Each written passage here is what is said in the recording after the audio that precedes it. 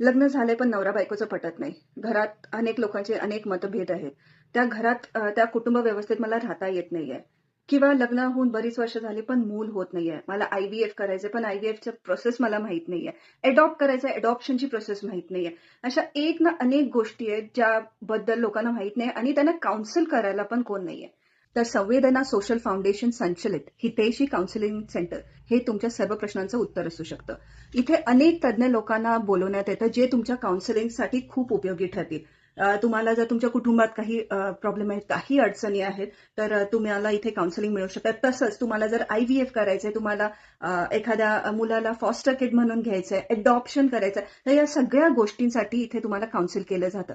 खूप तज्ञ व्यक्ती इथे येऊन काउन्सिल करतायत आणि हे आपल्या कोल्हापुरात आहे. तुम्ही बाहेर काउन्सिलर्सला बघितलं तर ते इतकं चार्ज करतात आणि इथं तज्ञ लोक आहेत जे तुम्हाला यासाठी काउन्सिल करतील, तुम्हाला मार्गदर्शन देतील.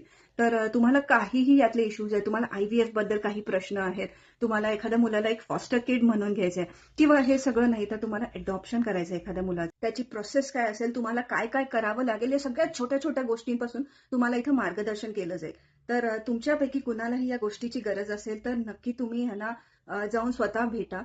यांचं ऑफिस म्हणजे काउन्सिलिंग सेंटर आहे शाहूपुरीत लॉ कॉलेजच्या समोर. हे अनेक तज्ञ लोक आहेत जे तुमचं मार्गदर्शन करतील. तर त्याच्यात काही नावं मी तुम्हाला सांगतेय. सौ वर्षा विनोद तावडे, कुमारी संगीता बनगिनवार, मग आपल्या श्रेया श्रीकांत भारतीय, आपले सतीश पत्की, डॉक्टर सतीश पत्की.